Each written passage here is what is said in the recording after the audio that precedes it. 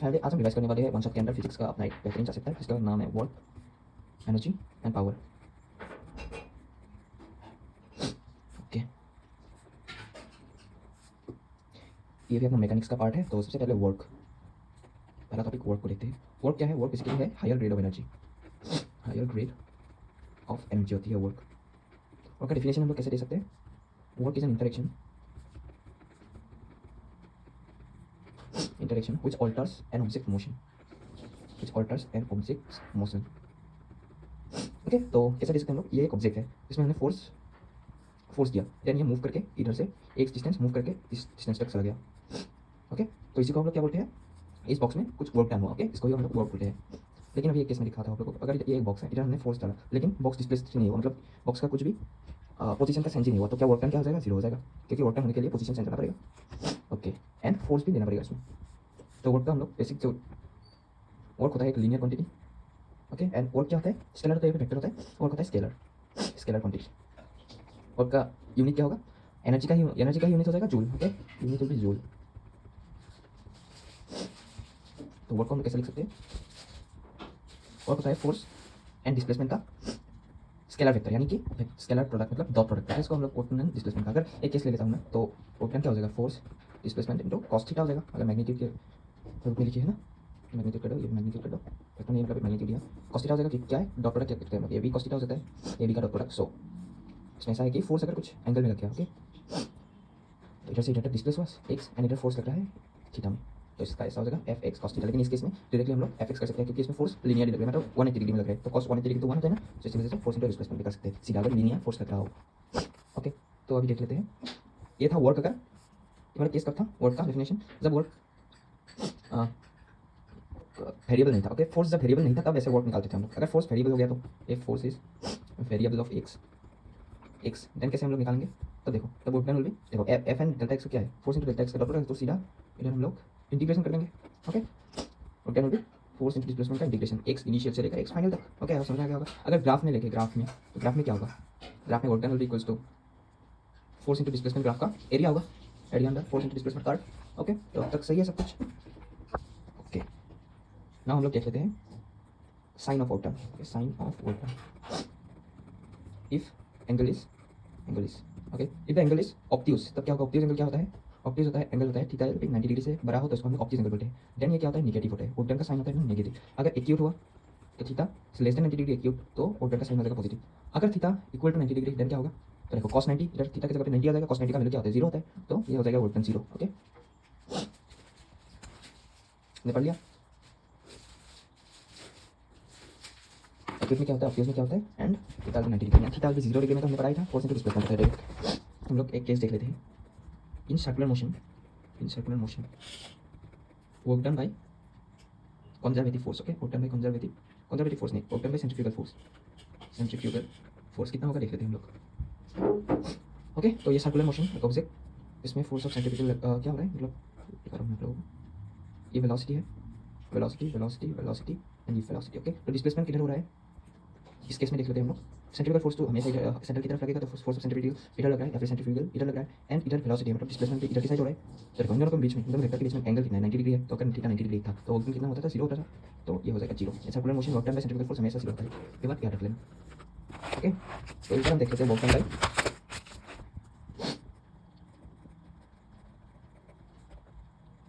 Done by free body diagram, by नहीं हो sorry, work done in free body diagram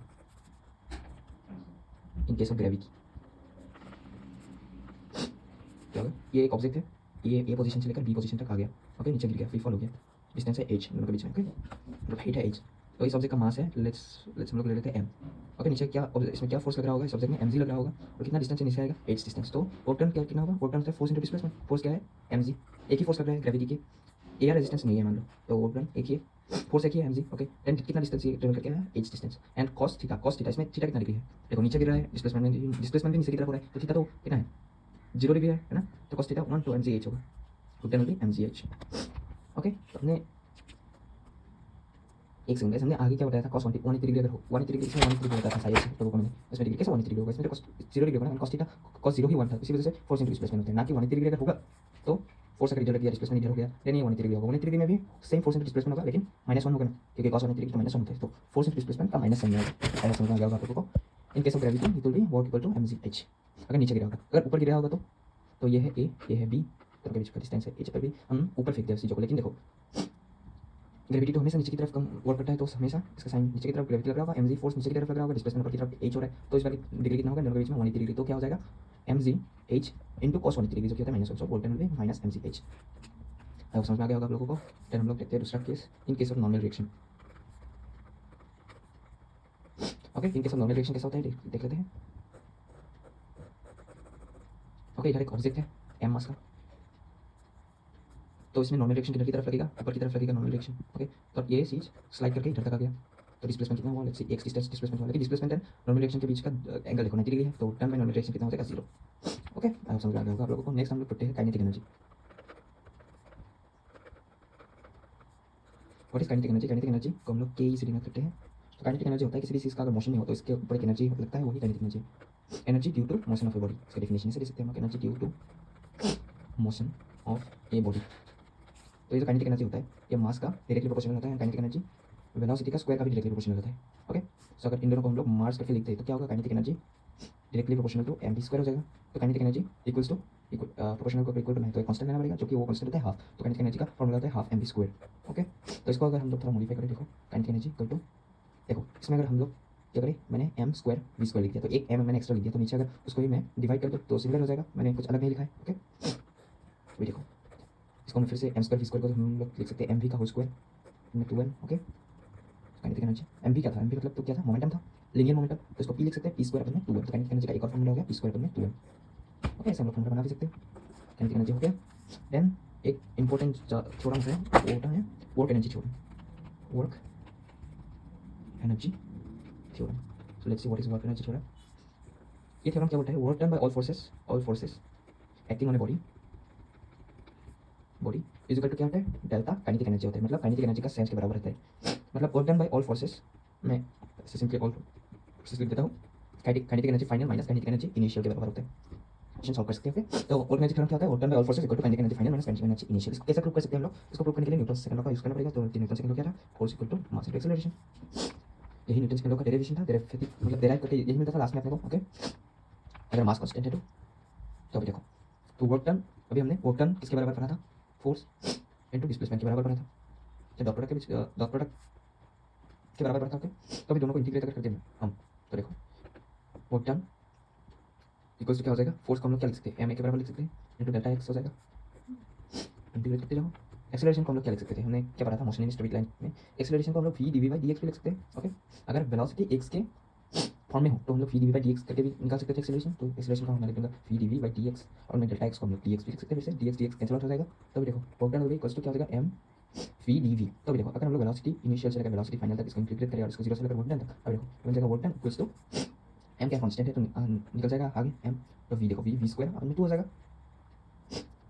okay so इसको v initial से लेकर v final तक okay इसको m बाई 2 अगर मैं बाहर निकाल लूँ तो v स्क्वायर v इनिशियल से लेकर v फाइनल तक तो work done will be equals to half m v final का स्क्वायर माइनस v इनिशियल का स्क्वायर ओके मतलब फाइनल माइनस इनिशियल होता है तो work done will be half m v final का square minus half m v initial का square यही तो था डेल्टा के ही okay kinetic energy final kinetic energy initial तो डेल्टा के ही तो work done by all forces equal to delta kinetic energy हमने प्रूव कर दिया work energy theorem okay next topic की तरफ बढ़ते हैं अभी हम लोग देख लेते हैं application of work energy theorem okay application of work energy theorem इसका वेट बोलते हैं वर्क एनर्जी थ्योरम शॉर्ट में डब्ल्यूईटी ओके तो सबसे पहला एप्लीकेशन होगा अपना स्टॉपिंग डिस्टेंस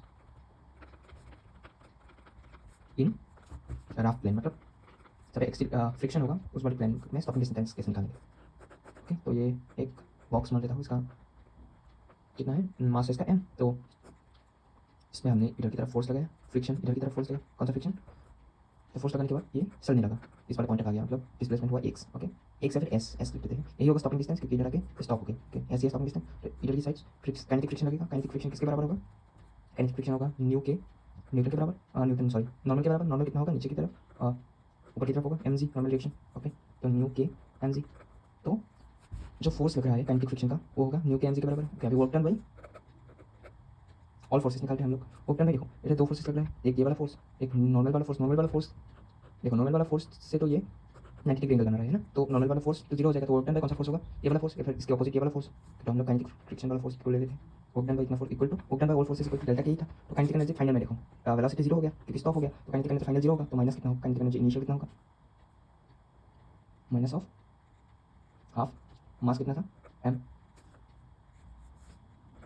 फी का स्क्वायर, तो वेलोसिटी लेट्स सी पहले था यू वेलोसिटी था u square. Okay, kinetic friction देखो, work done by kinetic friction, friction कितना निकला अपना न्यू के एमजी निकला, तो वर्क डन कितना होता है, वर्क डन होता है फोर्स इंटू डिस्प्लेसमेंट है ना, डिस्प्लेसमेंट एस है और डिस्प्लेसमेंट एंड फोर्स दोनों ऑपोजिट में है, 180 डिग्री एंगल बना रहा है क्योंकि डिस्प्लेसमेंट इधर की तरफ है, फोर्स फ्रिक्शन इधर की तरफ है, तो 180 डिग्री एंगल है, तो cos 180 डिग्री माइनस 1 होता है, तो वर्क डन होगा अपना न्यू के एम जी इंटू क्या होगा एस, लेकिन माइनस में होगा क्योंकि माइनस 1 मल्टीप्लाई हो जाएगा ना cos 180 डिग्री, तो equal to minus half of m u square, तो एम कैंसिल हो जाएगा, इस बराबर आना होगा। ओके सॉरी जी तो कैसे कैंसिल होगा, जी नहीं होगा कैंसिल, तो हमें एस चाहिए था, नेगेटिव साइन क्या चला तो जाएगा, एस चाहिए था हमें, तो एस मिल गया यू स्क्वायर अपन में to new k ji,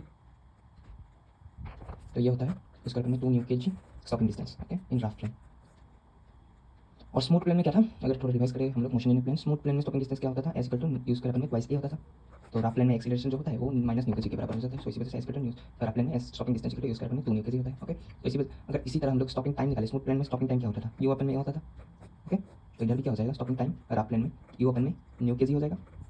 okay, पहला वाला एप्लीकेशन हमने निकाल लिया है, तो दूसरा वाला एप्लीकेशन देखते हैं, इजी सा एप्लीकेशन है free fall motion in gravity का, ये फ्री फॉल एक केस है मोशन इन ग्रेविटी का, तो इसको हम लोग एप्लीकेशन ऑफ ऑर्डिनरी थ्योरम से निकालते हैं। देखो ये ए पोजीशन है, ये बी पोजीशन है, दोनों के बीच का डिस्टेंस है एच होगा, एक चीज़ को हमने एम मास का, जिसको हमने गिरा दिया नीचे, तो सबसे पहले फ्री फॉल होगा तो यू इक्वल 0 होगा, वी इक्वल टू वी होगा, तो अगर वेलोसिटी कैसे निकालेंगे इस पोजीशन पे ऑर्डिनरी थ्योरम। ओके, इसमें देखो एयर रेजिस्टेंस पहले केस में there is no air resistance absence मान लो, एब्सेंट मान लो। ओके, तो एयर रेजिस्टेंस नहीं है मतलब एक ही फोर्स नीचे की तरफ एक करेगा, वो होगा ग्रेविटेशनल फोर्स जो कि एम मास के केस पे कितना लगेगा, नीचे की तरफ एम जी लगेगा।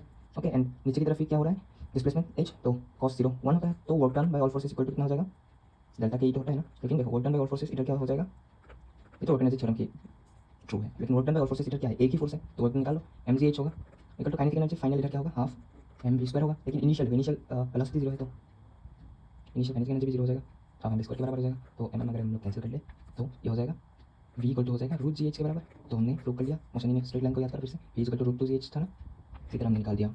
ये अगर एयर रेजिस्टेंस एब्सेंट हो तो फ्री फॉल में वेलोसिटी क्या होता है लास्ट पॉइंट में, if there is air resistance present क्या होगा देख लेते हैं, इफ एयर रेजिस्टेंस प्रेजेंट, अगर एयर रेजिस्टेंस प्रेजेंट हो तो ए पॉइंट से लेकर बी पॉइंट तक गिर गया नीचे, बीच है डिस्टेंस इसके बीच का, एम जी नीचे की तरफ लगेगा, ऊपर एयर रेजिस्टेंस का फोर्स लगेगा, force of air resistance. Okay, दोनों केस में देखो वर्क डन बाई पहले gravity plus work done by air resistance. Okay, तो दो फोर्सेस लग रहे हैं इधर, तो work done by gravity plus work done by और फोर्सेस होगा, work done by gravity plus work done by air resistance equal to half m square के बराबर हो जाएगा, क्योंकि इनिशियल काइनेटिक एनर्जी तो फिर भी जीरो ही रहेगा, तो ये होता है अगर एयर रेजिस्टेंस प्रेजेंट हो तब। तो गाइस हमने इसको भी पढ़ लिया है, अभी नेक्स्ट टॉपिक की तरफ चलते हैं, एप्लीकेशन ऑफ ऑर्डिनरी थ्योरम भी हो गया, एंड नेक्स्ट टॉपिक है अपना कंजर्वेटिव फोर्स। देखिए what is conservative force guys, कौन कौन फोर्स कंजर्वेटिव होता है इसको पहले देख लेते हैं। सबसे पहले ग्रेविटी एक कंजर्वेटिव फोर्स होता है, दूसरे नंबर पे इलेक्ट्रिक फोर्स एक कंजर्वेटिव फोर्स होते हैं, थर्ड नंबर पे स्प्रिंग फोर्स एक कंजर्वेटिव फोर्स होते हैं ना। तो ये देख लेते हैं work done by conservative force कैसे एक करता है, डन बाय कंजर्वेटिव फोर्स। सबसे पहला डन बाय कंजर्वेटिव फोर्स मैं सी एफ लिख दूंगा शॉर्ट में, conservative force equals to 0 for around trip.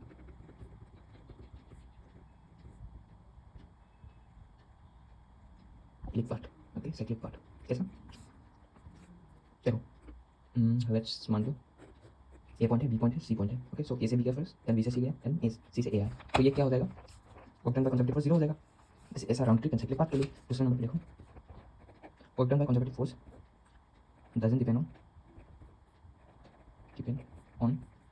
Path taken. जो पाथ लेंगे हम लोग वो देखो ये ए पॉइंट है ये बी पॉइंट है, इसमें अगर हम लोग स्ट्रेट लाइन भी जाए ऐसे भी जाए या फिर ऐसे कुछ कॉम्प्लेक्स पाथ से भी जाए, ये पाथ डिपेंडेंट नहीं होता, ये क्या होता है पाथ इंडिपेंडेंट होता है, only initial position and final position पे डिपेंड करता है, फाइनल पोजीशन माइनस इनिशियल के बराबर होता है। Okay, work done by conservative force doesn't depend on the path taken, ये हो गया। थर्ड नंबर पे work done by conservative force is recoverable, recoverable इसका मीनिंग क्या है, देखो ये ए से में बी गया पहले, देन बी से में ए वापस आ गया, ओके सेम पाथ से में वापस आ गया, तो वर्क डन बाय अगर ए बी क्लास में टेंजल होगा तो work done by b a minus में टेंजल होगा, इसका मतलब है रिकवरेबल। ओके, फोर्थ नंबर पे देख लेते हैं एक सेकंड, फोर्थ नंबर पे if A conservative force acting on a system there is a energy called potential energy, इसको दूसरी बात कहते हैं also acting on the system. Okay, अगर किसी भी सिस्टम में देखो, इस वाले सिस्टम में कंजर्वेटिव फोर्स एक्ट कर रहा है सब में, है ना, तो इसमें एक एनर्जी होती है जिसको हम लोग पोटेंशियल एनर्जी बोलते हैं। ठीक, पॉइंट देखो, फोर्स ऑफ कंजर्वेटिव, जो कंजर्वेटिव फोर्स होता है वो किसके बराबर होता है, माइनस में D you by D x के बराबर होते हैं। तो ये पोटेंशियल एनर्जी एंड अगर हम लोग पोटेंशियल एनर्जी एंड डिस्प्लेसमेंट का कार्ड ले एंड उसका जो स्लोप होगा, स्लोप का नेगेटिव साइन अगर आकर लगा दे देन वो कंजर्वेटिव फोर्स के बराबर हो जाएगा। Conservative force equal to theta मान लो तो माइनस ऑफ टेन थीटा हो जाएगा और माइनस ऑफ एम हो जाएगा। आई होप समझ में आ गया होगा आप लोग को। 6 point work done by conservative force is equal to minus of delta u के बराबर होता है। तो जो work done by conservative force होगा उसको डिराइव करते करेंगे अगर हम लोग, तो u initial minus u final के बराबर हो जाएगा। तो कंजर्वेटिव फोर्स का ये 6 पॉइंट्स बहुत ही याद रखने वाली है। एंड हम लोग अभी लाइक देखते हैं पोटेंशियल एनर्जी इन ग्रेविटी या फिर ग्रेविटेशनल पोटेंशियल एनर्जी भी बोलते हैं। इसके बराबर होता है ग्रेविटेशन पोटेंशियल एनर्जी, ये होता है mgh के बराबर। तो कैसे होता है वो हम लोग देखेंगे। ओके, तो ये चीज़ है, ए से बी तक नीचे गिर गया, तो किसी भी चीज़ का जब पॉइंट ऑफ कॉन्टैक्ट होता है सरफेस में, इसमें पोटेंशियल एनर्जी नेगेटिव होता है।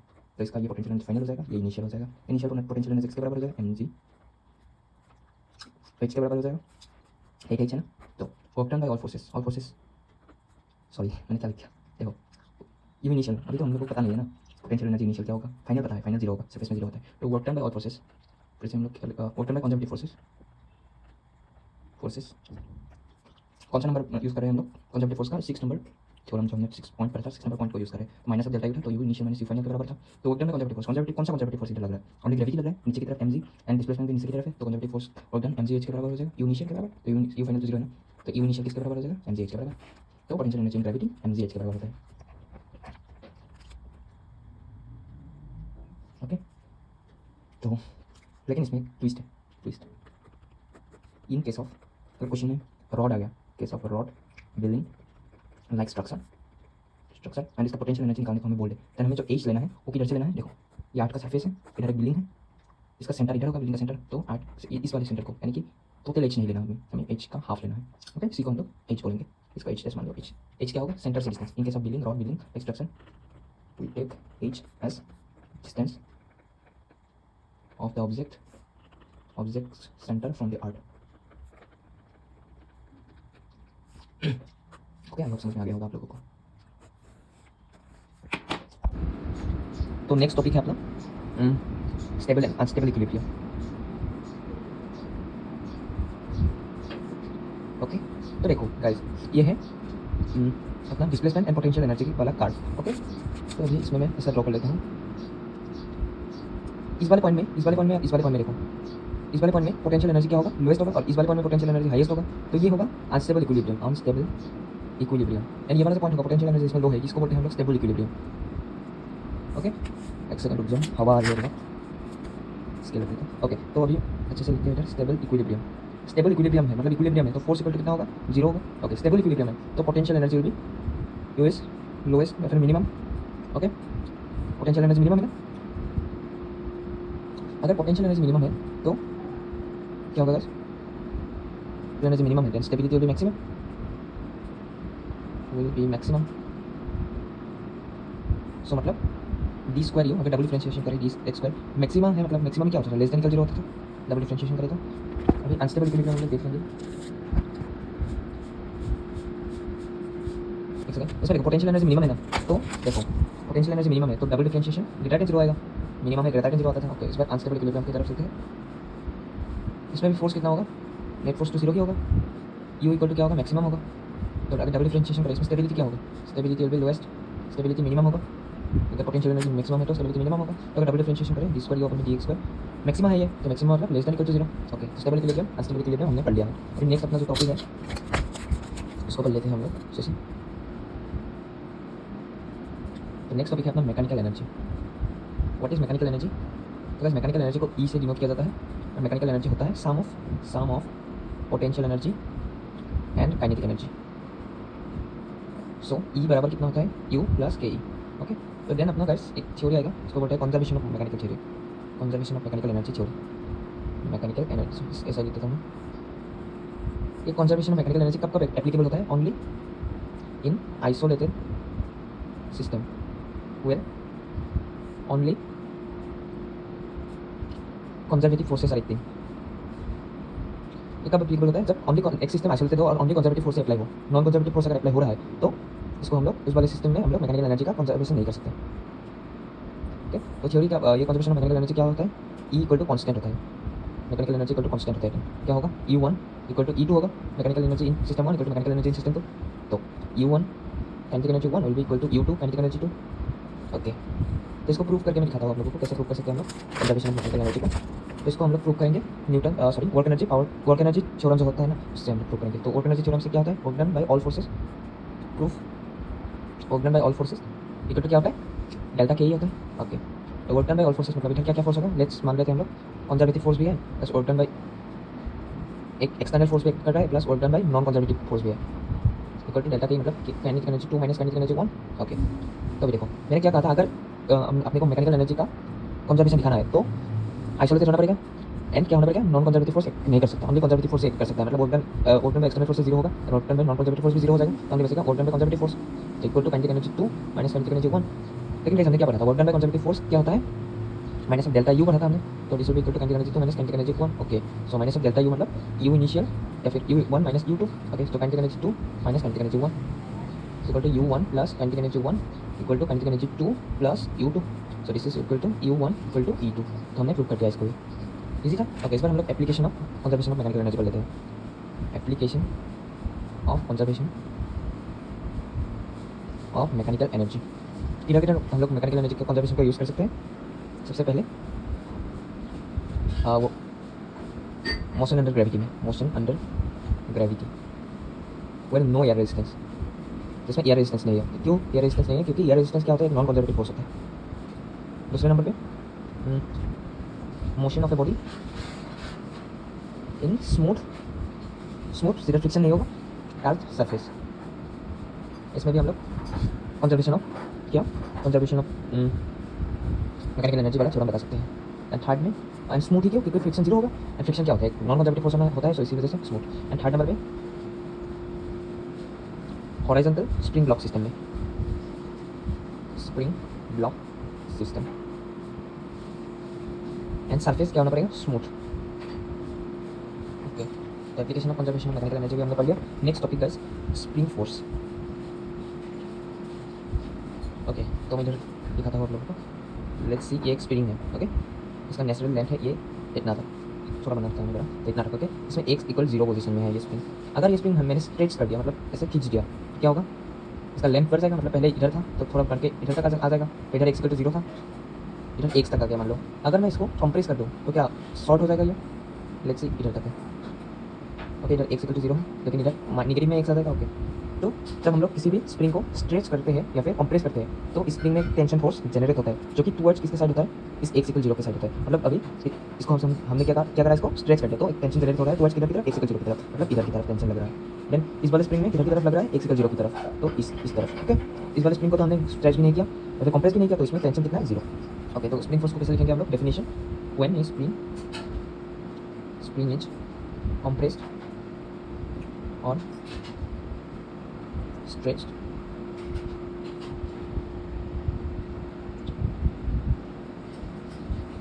by an amount x,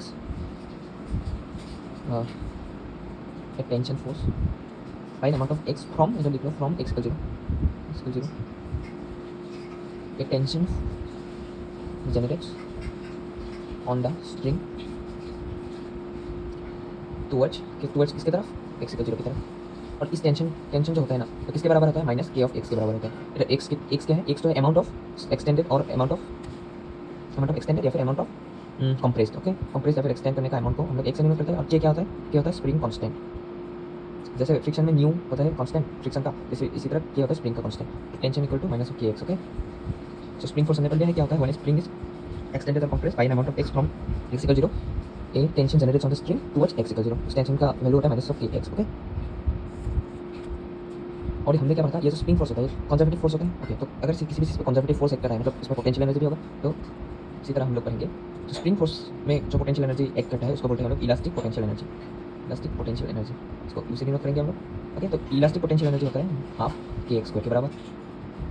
इसको m मान लो, इसको v मान लो। सो काइनेटिक एनर्जी वाला फॉर्मूला था, उसी तरह याद रख सकते हो ट्रिक की मदद से। हाफ mv स्क्वायर था, इधर m की जगह पे k, v की जगह पे x। तो काइनेटिक एनर्जी का एक और फॉर्मूला था ना, p स्क्वायर अपॉन में tm, sorry p square upon में 2m। तो इसी तरह इसका और एक फॉर्मूला हम लोग दे सकते हैं, p स्क्वायर मतलब kx का होल स्क्वायर हो जाएगा, kx का होल स्क्वायर मतलब t का होल स्क्वायर। ओके, इधर t स्क्वायर अपॉन में 2k। तो इलास्टिक पोटेंशियल एनर्जी का भी दो फॉर्मूला है, e equal to half kx square या फिर u equal to t square upon में 2k। देखो स्प्रिंग फोर्स कंजर्वेटिव फोर्स हमने पढ़ लिया। अभी work done by spring, work done by spring. अगर एक स्प्रिंग x इक्वल 0 से लेकर, मैं सिंपली ऐसे लिख दूंगा, ओके, x इक्वल 0 से लेकर x की तरफ एक्सटेंड कर रहा है, देन या फिर कॉम्प्रेस कर रहा है, देन वर्क डन कितना होगा स्प्रिंग पे? Work done by conservative force किसके बराबर होता है? Work done by conservative force होता है u initial minus u final. तो इनिशियल जो पोटेंशियल एनर्जी स्प्रिंग में होगा x इक्वल 0 में, तो कितना होगा? Potential energy half k x square के बराबर होता है, तो 0 ही होगा। एंड u फाइनल कितना होगा? Minus half k x square के बराबर होगा। तो work done by conservative force minus half k x square के बराबर होगा, जब x 0 से लेकर x तक एक्सटेंड कर रहा है। इसी तरह फाइनल में भी सेम ही होगा, अगर कॉम्प्रेस भी कर रहा है तो भी सेम ही होगा। तो वर्क डन बाय स्प्रिंग हमने कर लिया। ये तो पहला केस था, अगर x 0 से लेकर x तक एक्सटेंड किया फिर कॉम्प्रेस किया, अगर ऐसा केस आ जाए x इक्वल 0 से लेकर सबसे पहले x इक्वल 1 तक एक्सटेंड किया, देन x1 से लेकर x2 तक एक्सटेंड किया या फिर कॉम्प्रेस किया, तो एक्सटेंड कैसे फिर कॉम्प्रेस। ओके, फिर से बोल देता हूँ, x इक्वल 0 से लेकर फर्स्ट x1 तक क्या करा, एक्सटेंड करा, देन x1 से x2 तक एक्सटेंड करा, और x इक्वल 0 से x1 तक कॉम्प्रेस करा या फिर x1 से x2 तक कॉम्प्रेस करा, then work done by conservative force क्या होगा? Similarly u initial minus u final होगा। इसमें u इनिशियल क्या है? u इनिशियल इस वाले पॉइंट का है, तो हाफ k x1 का स्क्वायर हो जाएगा माइनस हाफ k x2 का स्क्वायर हो जाएगा। तो हाफ k अगर हम लोग आगे रख दें, कॉमन रखते हैं, तो x1 का स्क्वायर माइनस x2 का square. Okay, that is the formula guys. Okay, work done by spring भी हो गया आपका। तो नेक्स्ट टॉपिक की तरफ बढ़ते हैं। अभी नेक्स्ट टॉपिक है, इसका नाम है maximum extension in horizontal spring block system. Horizontal smooth लिख देते हैं, smooth spring block system.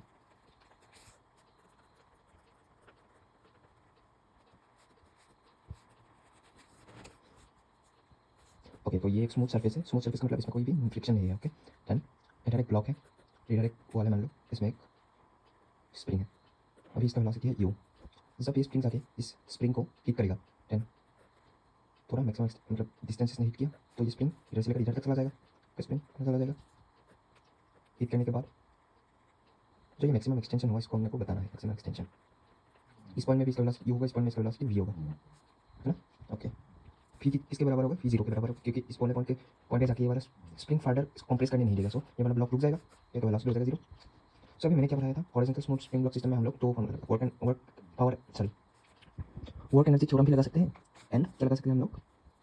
Conservation of mechanical energy भी लगा सकते हैं। अगर हम लोग कंजर्वेशन ऑफ मैकेनिकल एनर्जी लगाए इस वाले केस में, तो सबसे पहले इस वाले ब्लॉक के लिए हम लोग कंजर्वेशन ऑफ मैकेनिकल एनर्जी लगाते हैं। तो इस ब्लॉक के लिए u1 मान लेते हैं, किसके बराबर होगा? पोटेंशियल एनर्जी किसके बराबर होगा? मान लो x इक्वल 0 तक है और ये x मैक्सिमम डिस्टेंस तक है। ओके, तो x equal 0 potential energy half k x 0 k square हो जाएगा, तो 0 के बराबर हो जाएगा क्योंकि x 0 है। देन काइनेटिक एनर्जी किसके बराबर होगा? इस वाले पॉइंट में हाफ mv स्क्वायर, मतलब इसमें वेलोसिटी u, तो हाफ mv स्क्वायर के बराबर हो जाएगा। देन e2 इस वाले पॉइंट में हम लोग देख लेते हैं काइनेटिक एनर्जी पोटेंशियल एनर्जी। वाले काइनेटिक एनर्जी 0 हो जाएगा क्योंकि वेलोसिटी 0 है, half mv square. Okay, and potential energy क्या हो जाएगा? Half k x square. x क्या है? x मैक्सिमम है, तो हाफ k x मैक्सिमम का स्क्वायर। अभी अगर e1 और e2 क्या है? इक्वल है बाय conservation of mechanical energy theorem, तो क्या मिला अपने को? Half mv square equal to half k x maximum का स्क्वायर। हाफ कैंसिल आउट हो जाएगा। अभी अगर क्वेश्चन में हम लोग बोल रहे हैं मास कितना था, मान लो 1 kg था ब्लॉक का मास, u कितना था? 10 मीटर पर सेकंड था, k कितना था? k भी 10 था। देन हम लोग क्या निकालेंगे? k जगह 1 लिख दो, u स्क्वायर मतलब 100 हो जाएगा, 10 डिवाइडेड बाय k 10, तो x मैक्सिमम का स्क्वायर। ओके, तो x मैक्सिमम कितना आ गया अपना? 10 जा x मैक्सिमम आ गया √10 के बराबर। ओके, इस तरीके से निकाल सकते हैं हम लोग हॉरिजॉन्टल स्प्रिंग ब्लॉक सिस्टम में। अगर क्वेश्चन में आ गया maximum extension in vertical spring block system,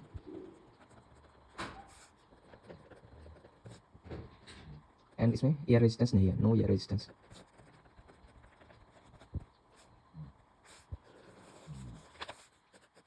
एक स्प्रिंग था, इधर ब्लॉक था x इक्वल 0 पे।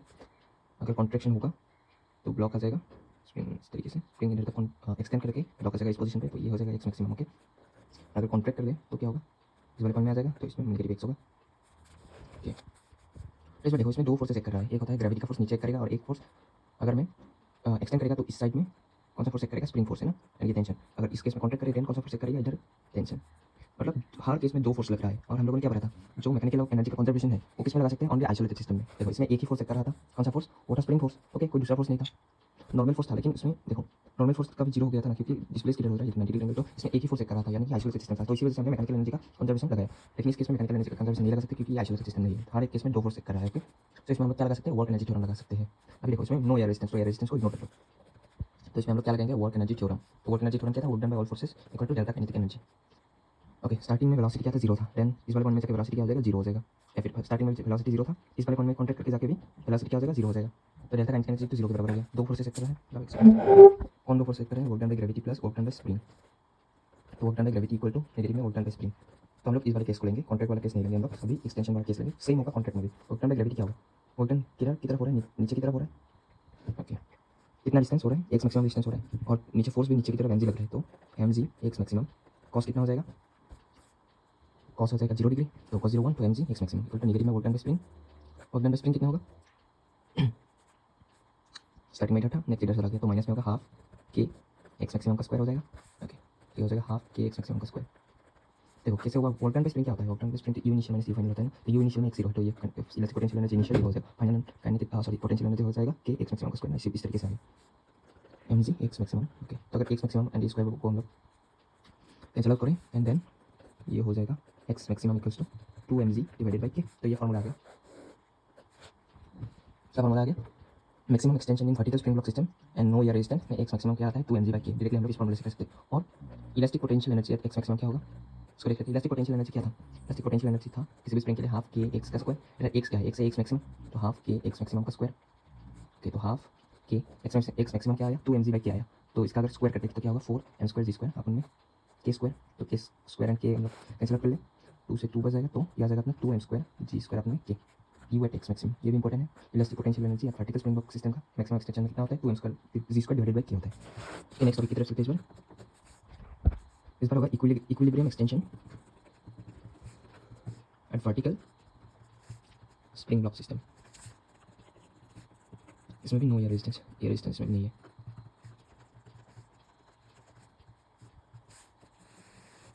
कुछ इस तरीके से होगा, ये स्प्रिंग है, ये नेचुरल लेंथ है x 0, देन इधर ये होगा अपना x इक्विलिब्रियम, देन ये होगा अपना x मैक्सिमम। ओके, सो इक्विलिब्रियम मतलब हम लोग बोल सकते हैं फोर्स इक्वल 0 है। ओके, इक्विलिब्रियम डिस्टेंस पे फोर्स इक्वल 0 होता है। इस केस में कितना फोर्स लग रहा है, दो फोर्सेस चेक कर रहा है, एक है mg एंड एफ नहीं 0 होगा। ओके, और एक कौन सा फोर्स चेक करेगा इसमें, ये सॉरी इलास्टिक पोटेंशियल एनर्जी है ना, स्प्रिंग फोर्स। तो स्प्रिंग फोर्स इस तरफ एक करेगा। ओके, तो mg बराबर किसके बराबर हो जाएगा, mg बराबर हो जाएगा अपना तो स्प्रिंग फोर्स के बराबर। तो स्प्रिंग फोर्स क्या होता है, माइनस ऑफ के एक्स होता है, लेकिन ये तो ऑपोजिट साइड में है, तो हम लोग लिख लेते हैं माइनस ऑफ के एक्स इक्विलिब्रियम डिस्टेंस में होगा, और आगे माइनस sin होगा, क्योंकि cos 180 डिग्री में है, तो हो जाएगा mg equal to k x equilibrium. Equilibrium distance कितना आ गया, एक्स इक्विलिब्रियम इक्वल टू आ गया mg बाई के। तो ये होता है x equilibrium in vertical spring block system का formula, x equilibrium equal to mg by k. तो एक रिलेशन इधर से दे सकते हैं, x equilibrium equal to half of x maximum. Okay, इस बार केस को भी देख लिया, देन हम लोग देख लेते हैं नीट एडवांस वाला कॉन्सेप्ट। ओके, ये एनसीईआरटी में अपना इंपॉर्टेंस नहीं दिया है, लेकिन इस बार अगर थोड़ा सा हार्ड क्वेश्चन आ जाए इस वाले कॉन्सेप्ट से, तो इधर से क्वेश्चन दे सकता है। तो टॉपिक क्या है, टॉपिक का नाम है if two blocks are moving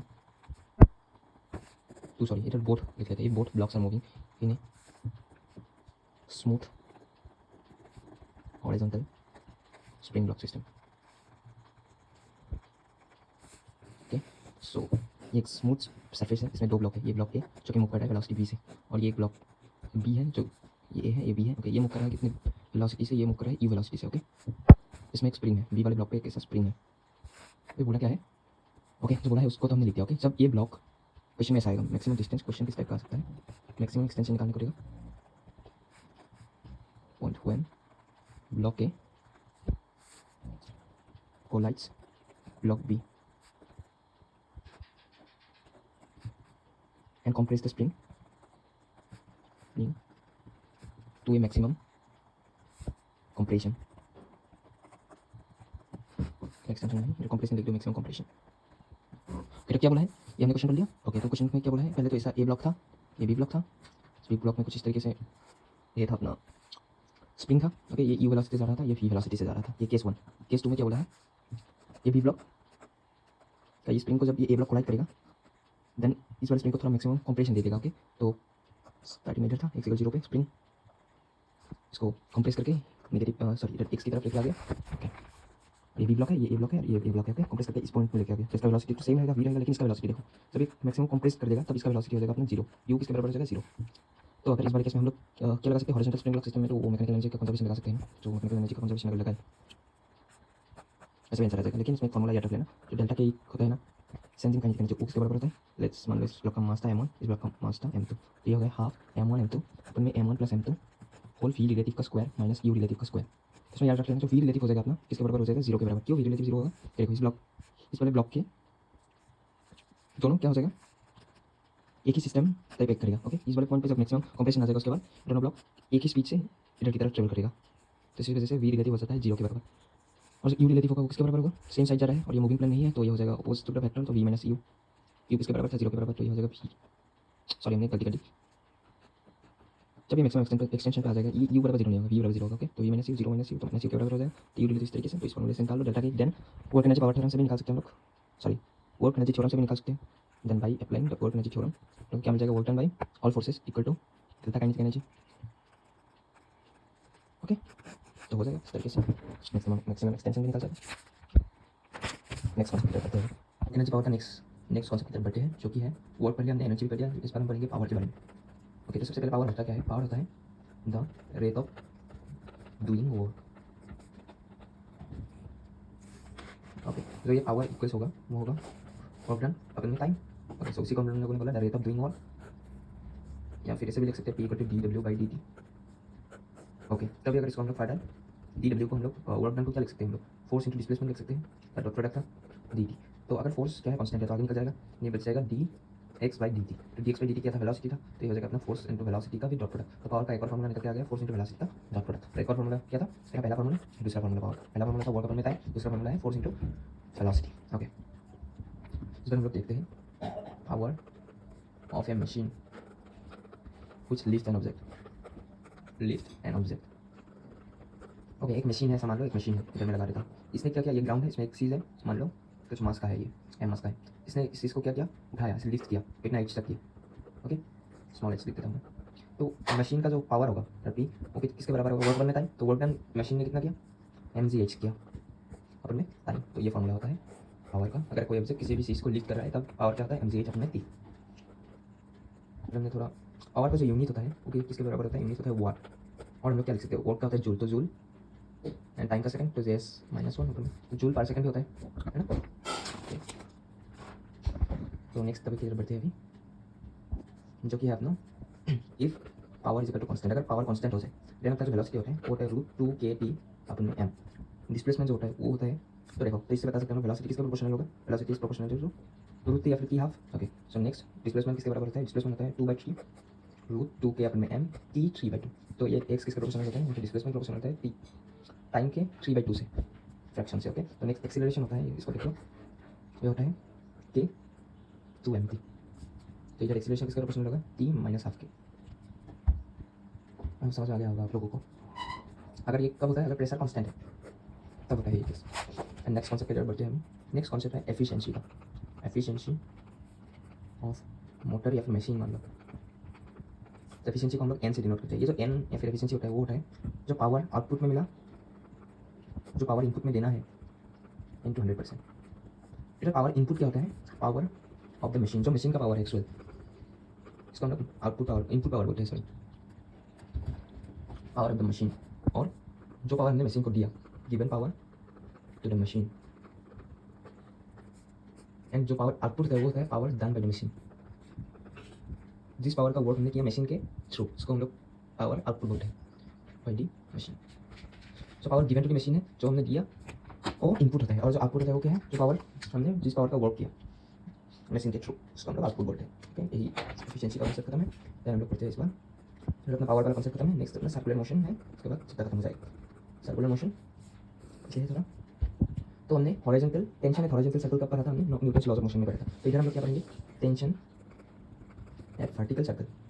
vertical circle होता है, उसमें टेंशन कैसे निकालते हैं वो हम लोग पढ़ेंगे, जो कि नॉन यूनिफॉर्म सर्कुलर मोशन में आता है। ये यूनिफॉर्म सर्कुलर मोशन में नहीं आता। ओके, तो हम लोग सबसे पहले एक क्रिटिकल केस ले लेते हैं। इसका दो टाइप से हम लोग डिवाइड कर सकते हैं, क्रिटिकल केस और नॉन क्रिटिकल केस। जब क्रिटिकल केस होता है तो मैं दिखा रहा हूँ, ये मान लो बी पॉइंट है, ये मान लो सी पॉइंट है, और ये मान लो एच पॉइंट है, यानी कि टॉप मोस्ट पॉइंट है। ओके, तो ये जो क्रिटिकल केस है इधर हम लोग minimum velocity of B so that the object will be the vertical circle. Okay, तो मिनिमम वेलोसिटी ऑफ बी क्या लेना पड़ेगा उस केस में, जो क्रिटिकल केस है वो होता है √5 g r के बराबर। ओके, तो वेलोसिटी ऑफ सी किसके बराबर होता है, वेलोसिटी ऑफ सी बराबर होता है √3 g r के, एंड वेलोसिटी ऑफ एच होता है √gr। तो ये सब याद रख लेना। ओके, सो अभी देखो, मान लो स्ट्रिंग है, ये बॉब है, ये ऑब्जेक्ट है मान लो, तो इधर टेंशन लगेगा, टेंशन बी, इधर टेंशन लगेगा इस पॉइंट में, टेंशन एच सी, देन इस वाले पॉइंट में इधर की तरफ टेंशन लगेगा, टेंशन ऑफ एच। तो यहाँ देखो टेंशन निकालना है सब पॉइंट में क्रिटिकल केस में। तो क्रिटिकल क्या केस क्या होता है वो तो पता चल गया ना लोगों को, क्या होता है critical case, minimum velocity of B so that can the object will be at vertical circle. Okay, vertical circle से अगर वेलोसिटी ऑफ बी √5 से छोटा हो गया तो क्या ये वर्टिकल सर्कल में रहेगा, नहीं रहेगा, तो नीचे गिर जाएगा। सो अभी टेंशन बी निकालते हैं, कैसे निकालेंगे टेंशन बी, जो फोर्स लग रहा है इस बी वाले पॉइंट में, जो इस बॉब को क्या वर्टिकल सर्कल में रख रहा है, वो होता है सेंट्रीफ्यूगल फोर्स। तो force will be equal to centrifugal force mv²/r होगा। जो सेंट्रीफ्यूगल फोर्स है, एफ ने भी बोल सकते हैं इस केस में, तो ये सेंट्रीफ्यूगल फोर्स किन दोनों फोर्स से मिलकर बन रहा है। इधर जो देखो सेंट्रीफ्यूगल फोर्स तो एक सही है, जो इसका वैल्यू है mv², एंड दो फोर्सेस है इधर देखो, टेंशन बी इधर की तरफ और ये नीचे की तरफ mg लगेगा। ओके, ऑब्जेक्ट का मास था m मान लो, तो mg नीचे की तरफ लगेगा। तो ये जो सेंट्रीफ्यूगल फोर्स है वो तो इसके बराबर भी है ना, tb - mg के बराबर भी है, इक्वल टू mv²/r। तो टेंशन बी इधर से निकालेंगे हम, t² r plus mg। Okay, तो जो v था एट वेलोसिटी बी पॉइंट क्या था √5 था, तो v² 5 हो जाएगा, तो m जी r कैंसिल हो गया ना, प्लस mg, तो ये हो गया 6 mg। तो टेंशन बी क्या मिला अपने को 6 mg। ऐसे ही हम लोग टेंशन सी निकालेंगे इस बार, टेंशन सी कैसे निकालेंगे, एक फोर्स तो सही है जो कि सेंट्रीफ्यूगल फोर्स होगा, जो कि बॉब को क्या इस वर्टिकल सर्कल में रख रहा है, एंड वेलोसिटी भी इसमें हेल्प कर रहा है, तो mv²/r वो है। ये तो सेंट्रीफ्यूगल फोर्स है, इस वाले में भी mg नीचे की तरफ लगेगा, लेकिन देखो mg इधर तो डायरेक्ट क्या टेंशन ही हेल्प कर रहा है, किसमें किसमें हेल्प कर रहा है, टेंशन ही डायरेक्ट हेल्प कर रहा है जो सेंट्रीफ्यूगल फोर्स को देने में। तो ये तो डायरेक्टली टीसी का mv²/r हो गया, सेंट्रीफ्यूगल फोर्स टेंशन ही दे रहा है, तो टी एच सी पॉइंट क्या हो जाएगा v² यानी कि 3 g r, तो ये हो जाएगा 3 mg। Okay, tension H C point निकल गया 3 mg। देन ये हाईएस्ट पॉइंट में देखते हैं, टेंशन एंड हाईएस्ट पॉइंट देखते हैं, तो इधर भी एक फोर्स ऑफ सेंट्रीफ्यूगल लगेगा इस तरफ। ओके, तो mg किसकी तरफ लगेगा, इस वाले पॉइंट में नीचे की तरफ ही लगेगा mg। तो फोर्स ऑफ सेंट्रीफ्यूगल तो किसके बराबर होता है, mv²/r के बराबर होता है, और फोर्स ऑफ सेंट्रीफ्यूगल किसके किन दोनों से मिल रहा है, टेंशन ऑफ एट एच जो कि नीचे की तरफ है, mg भी नीचे की तरफ है, तो दोनों प्लस हो जाएगा, tension of top most point plus mg equal to mv²/r।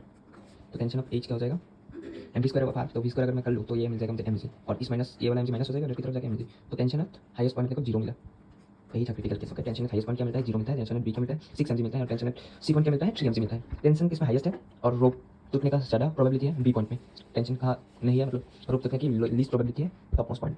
Okay, तो क्रिटिकल केस देख लिया। अगर क्वेश्चन में क्रिटिकल केस नहीं आया तो करेंगे हम लोग, if the question is about non critical case then हम लोग क्या करेंगे, मैकेनिकल एनर्जी का कंजर्वेशन, जो मैकेनिकल एनर्जी का कंजर्वेशन पढ़ा था हमने, मैकेनिकल एनर्जी कंजर्व करेंगे। क्यों करेंगे मैकेनिकल एनर्जी कंजर्व, देखो सी ये बी पॉइंट है, ये सी पॉइंट है, ये हाइट पॉइंट है टॉप मोस्ट पॉइंट। इसमें आप लोग बोलोगे कि मैकेनिकल एनर्जी कंजर्वेशन तो हम लोग आइसोलेटेड सिस्टम में ही निकालते थे, जहाँ पे एक कंजर्वेटिव फोर्स एक्ट कर रहा था। इसमें भी तो देखो एक ही कंजर्वेटिव फोर्स वर्क कर रहा है, कैसे ग्रेविटी वर्क कर रहा है, टेंशन वर्क कैसे रहेगा, देखो वेलोसिटी बी इधर की तरफ है, वेलोसिटी सी इधर की तरफ है, एंड वेलोसिटी एच इधर की तरफ है, तो डिस्प्लेसमेंट भी इधर की साइड होगा, इधर की साइड होगा, इधर की साइड होगा। तो हर एक केस में देखो ये जो टेंशन बना रहा है ना, तो टेंशन एंगल बना रहा है 90 डिग्री है, तो टेंशन वर्क डन क्या कर रहा है 0 कर रहा है, तो tension work done by tension हर एक केस में 0 है। लेकिन क्या वर्क डन बाय ग्रेविटी हर एक केस में 0 है, इस केस में क्या है जी हर एक केस में 0 नहीं है, इस केस में 0 है, इस केस में 0 है, बट इस केस में क्या 0 होगा, नहीं होगा। क्यों नहीं होगा, इधर हो रहा है डिस्प्लेसमेंट और इधर हो रहा है ग्रेविटी का वर्क, तो मतलब इधर ग्रेविटेशनल फोर्स लग रहा है, तो इस केस में तो आ जाएगा वर्क डन बाय ग्रेविटी। सो हम लोग क्या लगाते हैं, तो एक ही टेक्निकली क्या हो गया आइसोलेटेड सिस्टम बन गया, ओनली ग्रेविटी वर्क कर रहा है इस पूरे वर्टिकल सर्कल में, तो इसी वजह से हम लोग कंजर्वेशन ऑफ मैकेनिकल एनर्जी लगाते हैं। तो कैसे लगाएंगे, तो ऐसे क्वेश्चन में क्या होगा कि अपने को सी पॉइंट का वेलोसिटी फाइंड करने को देगा, टेंशन भी नहीं देगा, कुछ भी नहीं देगा, मतलब रेडियस खाली अपने को बताएगा कि आर है मान लो।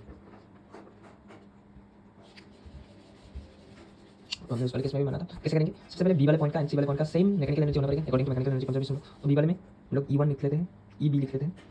काइनेटिक एनर्जी क्या होगा हाफ एम बी स्क्वायर, तो हाफ एम बी बी का स्क्वायर प्लस जो क्या है पोटेंशियल एनर्जी क्या है, इधर इधर देखो पूरा एच तो 0 के बराबर है ना, मतलब रेडियस तो 0 के बराबर है, इधर ये आर है, मतलब ये तो आर 0 के बराबर हो गया, तो पोटेंशियल एनर्जी इसमें 0 है ना, क्योंकि पोटेंशियल एनर्जी किसके बराबर होता है gravitational potential energy mg h के बराबर है। तो ई वाले सी किस मैकेनिकल एनर्जी सी पॉइंट किसके बराबर होगा, सबसे पहले काइनेटिक एनर्जी निकालो हाफ एम वी सी का स्क्वायर प्लस पोटेंशियल एनर्जी भी होगा, इसमें क्या होगा ये तो डिस्टेंस है रेडियस आर, कितना डिस्टेंस है आर एम जी आर। तो अभी according to mechanical energy conservation E equal to E C, तो हाफ एम वी बी का square equal to half m common ले लो, तो हाफ वी सी का स्क्वायर प्लस जी आर। ओके, अगर m cancel कर ले तो ये मिल जाएगा अपना वी बी का square divided by 2 equals to v C का square divided by 2 plus ji are. तो ऐसा कुछ रिलेशन बनेगा, उससे आप लोग निकाल सकते हो, क्योंकि देखना एक वेलोसिटी दिया ही रहेगा, रेडियस दिया रहेगा क्वेश्चन में, एक वेलोसिटी ऐसा या फिर c1 का या फिर v1 का कोई भी वेलोसिटी देगा एंड फाइंड करने को रहेगा c1 का वेलोसिटी या फिर टेंशन भी फाइंड करने को दे सकता है। अगर वेलोसिटी निकल गया तो टेंशन आराम से निकालेंगे। कैसे निकालेंगे टेंशन?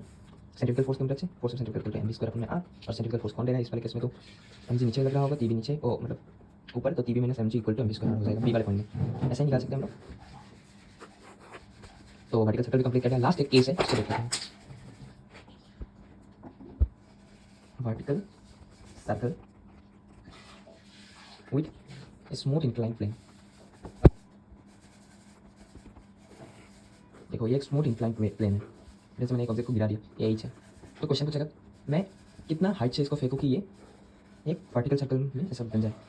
तो सबसे पहले देखना ये टॉप मोस्ट पॉइंट एच है, ये सी पॉइंट है और ये है अपना बी पॉइंट। तो ये भी क्रिटिकल केस ही है, एकदम सिंपल है, ये भी क्रिटिकल केस है। वर्टिकल सर्कल का जो हमने क्रिटिकल केस पढ़ा था तो वही है। तो वेलोसिटी ऑफ बी क्या है, वेलोसिटी ऑफ सी क्या है, वेलोसिटी ऑफ एच क्या है हम लोगों को पता है, velocity of H, velocity of B क्या है, √5 GR है। तो ओके, तो इसमें टेंशन की जगह क्या होता है, न्यूटन, मतलब टेंशन की जगह इधर होता है नॉर्मल रिएक्शन। क्योंकि देखो ये ऑब्जेक्ट जो स्ट्रिंग नहीं है ना, ये ऑब्जेक्ट क्या कर रहा है, सरफेस में से जा रहा है, तो इसमें नॉर्मल रिएक्शन होगा। तो टॉप मोस्ट पॉइंट में टेंशन 0 था, इसमें टॉप मोस्ट पॉइंट में नॉर्मल क्या होगा, 0 होगा, नॉर्मल टॉप मोस्ट पॉइंट 0, तो है तो normal top most point equal to 0। तो जो ऑब्जेक्ट है मास का वो फ्री फॉल कर जाएगा ऐसे।